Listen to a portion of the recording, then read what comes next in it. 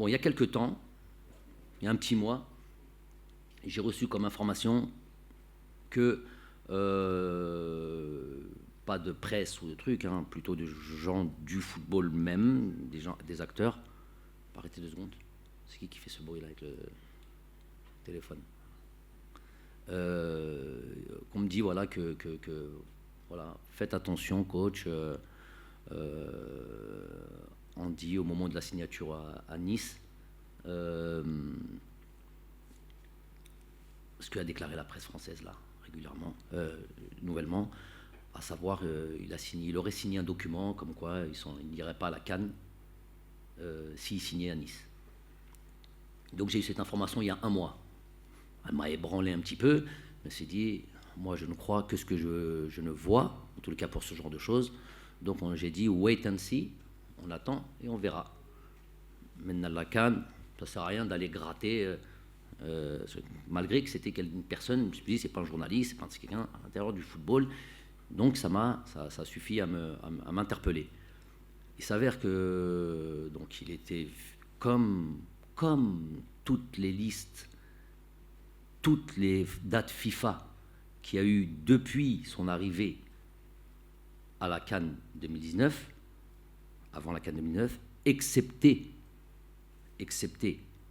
je vais être très précis dans les mots et dans les dates, excepté la date du mois de mars, quand il y a eu l'histoire du Covid, où je vous avais dit, mais ça avait fait une polémique, il y a eu 2 formes de réaction en fonction de la date, en fonction de cette date FIFA, quand la Fédération française, dans un premier temps, s'était octroyé le droit de ne pas libérer les joueurs pour cette date FIFA, par rapport à la situation sanitaire, et que la FIFA est intervenue. Donc dans ce premier temps, c'était les joueurs qui devaient un peu se démener. Et je vous avais parlé un peu du cas de Islam et de même Haris Belkebla.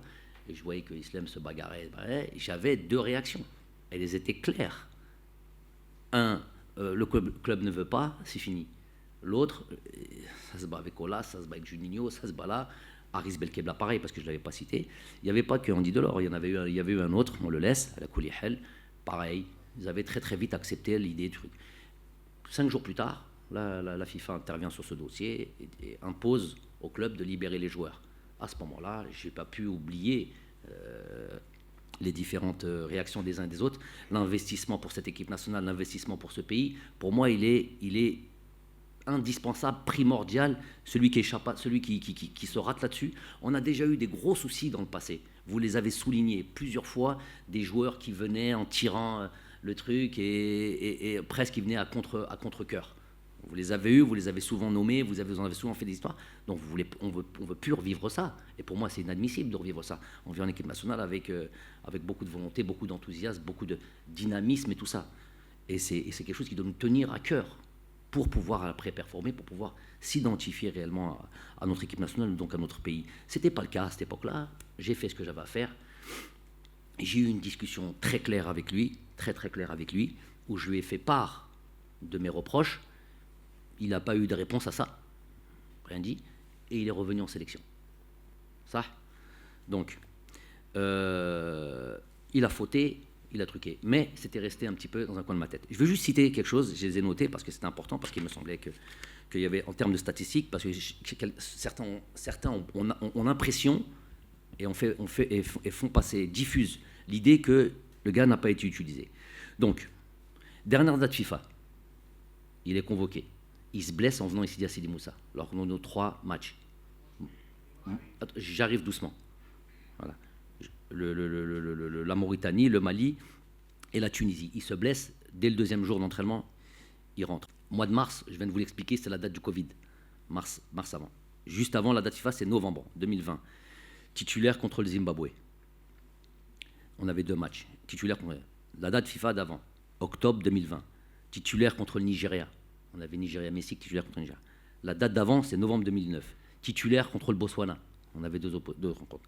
La date d'avant, c'était octobre 2019, Colombie-Congo, blessé. La date d'avant, c'est la CAN. Elle fait un mounana maintenant. Parler trop vite, c'est pas bien. le joueur était important, le joueur a eu le temps de jeu, a eu largement son temps de jeu quand il était disponible. 2 fois blessé, 1 fois l'épisode du Covid. Ça, c'est pour ceux qui disent Haggar. Donc maintenant, on va passer à la chose et on va terminer là-dessus. Le joueur m'appelle, il y a 4-5 jours, ne m'appelle pas, m'envoie un message d'abord en me disant ce genre de discussion, j'en ai 1 million depuis ma prise de fonction. Jamais vous aurez les tenants et les aboutissants d'une discussion privée avec un joueur. Mais là, ça a dépassé le cadre du privé. Il ne s'agit pas de Jamel Belmadi, il s'agit de la sélection nationale, donc du pays. Ça fait tellement de remous et tellement tout le monde en parle que je vais vous dire exactement ce qu'il en est. Parce que normalement, il devrait aller vous dire ça à vous, même pas à moi. Moi, il me dit je ne suis plus sélectionnable, par exemple. Ça me suffit. Khalas, maintenant avec le reste du monde. Les instances, la fédération, moi je reste sur le domaine sportif. Donc il m'envoie ce message en me disant que, et j'ouvre en accord avec son club. Et là j'ouvre les guillemets. Privilégie son club parce qu'il veut réussir ce challenge d'arriver dans son club et de devenir titulaire à part entière, parce qu'il estime qu'il allait devoir se battre avec Dolberg et Gouiri. J'ouvre les guillemets, hein. C'est lui qui parle maintenant. Que pour ça, il devait mettre l'équipe nationale entre parenthèses. Mais uniquement pendant 1 an. Vous vous en parlerez entre vous après. Et évidemment, et pas de CAN. Voilà. Donc ce qui m'avait été dit 1 mois plus tôt, a été confirmé par le joueur lui-même.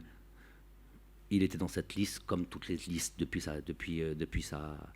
le fait qu'il soit algérien. De facto, évidemment, plus sélectionnable. Peut-être dans 1 an, peut-être après 1 an, peut-être avec quelqu'un d'autre, j'en sais rien. Mais ouais, les choses sont évidentes pour moi en tous les cas.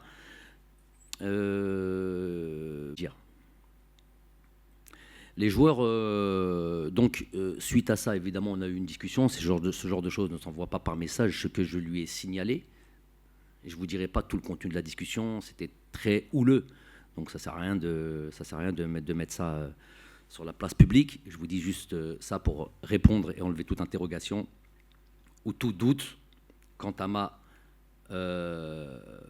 entre guillemets, je ne sais pas, comment dire ça, ma droiture sur ma fonction et sur ma manière de travailler. Après cette discussion houleuse où je lui dis c'est pas comme ça qu'on fait, t'as affaire à une nation, t'as affaire à un pays, t'as affaire à un truc qui t'a ouvert les bras, blablabla.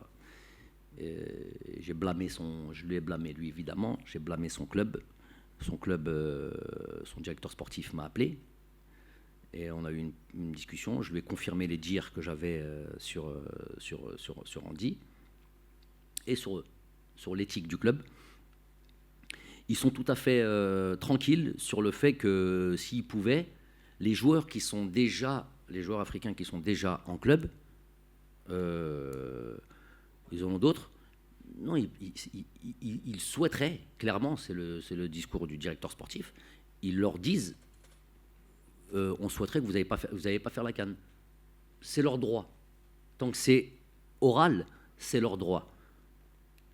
En considération des différents pays et des différentes sélections nationales et de l'Afrique. Mais ils ont le droit de dire ce qu'ils veulent dire. Après, on n'est pas obligé de l'accepter. Donc ça, ils le disent à des joueurs qui sont déjà en club, avec des internationaux qu'on a déjà, et c'est pas que... c'est le directeur sportif qui parle. On a dit ça à tous nos internationaux africains. On leur dit, voilà, on souhaiterait que vous ne faites pas la CAN, mais si le joueur a envie de l'aller, il y va. Alors imaginez le joueur qui n'a pas encore signé. Les joueurs qui sont déjà là. On leur dit de ne pas faire la CAN. Imaginez le joueur qui n'a pas encore signé et qui arrive pour signer. Un international africain. Salam alaikum.